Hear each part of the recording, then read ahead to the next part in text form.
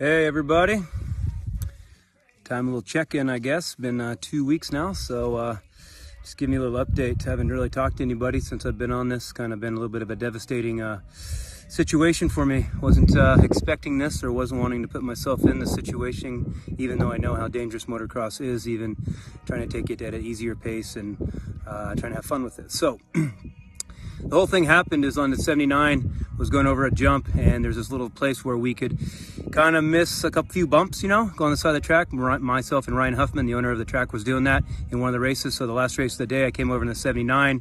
The sun was down, a little bit dark, a couple guys in front of me.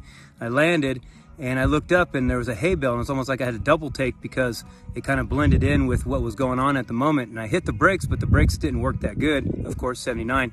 I hit the hay bale, fell over, crashed, and then I don't really know how I crashed, if someone hit me, whatever, but I was like stuck under my bike a little bit. And when I was stuck under my bike, I felt like I couldn't get it off me. So finally someone came and got it off me, and when I rolled over my left side, and I just fell over. And when I fell over, I was like, oh shit, I broke my arm, because I thought I broke my arm before because it just gave out. But then I tried to get up and I couldn't get up. And the guy came, he picked me up by the belt buckles and tried to get me to stand up, and my legs were a little wobbly, and you know, I fell back down. So he just put me on my knees, and I told him, hey man, get the ambulance, get the backboard. You know, we gotta go to the doctor, we gotta go to the hospital. So they got all that, took me to the hospital, the whole thing, found out, yeah, everything that was done. But you know, the biggest thing is that you don't really see how important people are until you don't have them in your life. You know what I'm saying? So I've never been through a surgery or an injury where there was nobody around me. And so that whole time in the ambulance, in the hospital, deciding to go into surgery, coming out of surgery, rehabbing, all that, there was nobody there. Nobody to kind of hold your hand. Nobody there to kind of wipe that brow. You kind of say it's okay. You don't think you need it because everybody's there. But when nobody's there, then you really miss those people that are close to you. You know what I'm saying? And so that was a big perspective for me to see that how important some people are in my life that have been there through some injuries that I've had. So, you know, I didn't care for the hospital. I knew I'd heal the best when I got home. So I just checked myself out of the hospital the next day, and I flew home. That's just me. I feel better at home. I don't want to be in the hospital. I didn't feel like I'd heal good there. I need to be in nature, be around my people, around my things. So I went through a little bit of the risk, a little bit through the struggle to get home. I was home, but got home at a time where I couldn't get to my doctor, had some muscle relaxers and a couple other little Tylenol things, but that didn't work. And then so for about 4 days, I was in an absolute pain locker because it was a weekend. It was a holiday weekend, so nobody was in until Tuesday. You can't get narcotics unless you go to the doctor and get a slip. So, and I live 25 minutes from town, so I got into a hurt locker like I've never been into a hurt locker before. I mean, I couldn't straighten out my arms. Every muscle, every tendon, every ligament, everything was fucking tight on me. It was incredible. I could not get comfortable standing, sitting, sleep, nothing. I mean, if it happened for 3 more days, you could just brought me a gun and been done with it, you know? It was something I've never experienced. So finally got some good medication and some things like that, soothed that, got some massage come in, started doing some stretching just with my body, just really with my hips, you know, with my hips, my lower body, just because everything is connected. And so once I did that, then I started feeling better. So today at 2 weeks now, I don't really have any pain, you know, take some Tylenol stuff, maybe a pain pill at night, but that will stop. I said about two and a half weeks with pain pill, only 2 a day, and then I'll be done with it. And then we'll manage it other ways.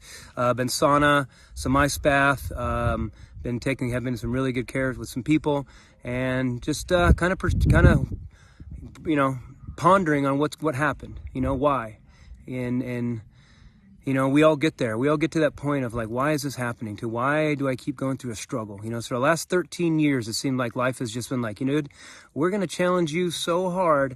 We're going to see if we can make you fucking pop, right? Pop. We're going to make you pop. You know, I've gone through retirement. I mean, that's gnarly. Retirement, you know, losing a house, divorce, money issues, kids moving out, you know, breaking my back, compounding my femur. Now taking on this project out here, going off grid, that is just something I've never experienced with work. And then now breaking my neck. All that in 13 years, and I have to question what's going on. So the only thing that I can put my finger on is that, you know, it's so hard to slow me down. It's so hard to kind of get me to just, idle a little bit. So I feel like life almost had to paralyze me to slow me down, maybe to get me to wake up a little bit and say, hey, let's, your sword's broken, bud. You got a broken sword, man. You're not that warrior anymore. And, sometimes it's hard to swallow when you gotta allow that persona, go, it. And that's kind of where I think that I'm hurting the most, is that I know that a part of me, an ego side of me, this persona, this rhino, it has to die. It has to go away. And, it's tough. And I just want you guys to know that and see that everybody goes through these things. It doesn't matter how fucking tough you are. It doesn't matter how successful, rich, popular, beautiful, anything, man. Everybody has these struggles, and everybody has to make these turning points in life. And right now, there's been turning points, but I found myself maybe going back to the old me. And now, that's the only thing that I can kind of put my finger on and ponder on why this has been put in my life, My body's good, I've had friends that have been, really hurt from both injuries I've had, and I have a little issue with my left arm. I can't lift it that good, but I got full use of my hands and this and that, but just lifting my arm up is a little bit weak. So I have some issues and this and that. So it's been a little bit of it's been a bummer, man. This one's been a little bit hard for me emotionally to try to swallow. The other ones I had an objective, I was a racer, I was going to win championships, I was going to this, I was going to this, but this I'm just having fun, man, and what, hey, a broken toe, okay, I'll take a broken toe, a broken thumb, okay, but fucking broken neck, I mean, man, so these things hit me pretty hard, and so I just want to share with my thoughts, just in case anybody out there is going through struggles too, and, hey, it's time to change. It's not a bad thing, it's time to open up a new door. Yes, it's scary. Yes, it's sad because you're letting part of or who you knew you are go away, kind of die. Does that make sense? And so, it's not like when you get out of a relationship, it's not really that person. It's the ego, the persona that person built inside of you that now you're sad, you're afraid of losing. You get what I'm saying? So it's the same thing in all of us when we retire and all that. It's the persona, it's the energy that you created being that athlete that is hard to get over because you don't know yourself of anything else except that persona and that energy.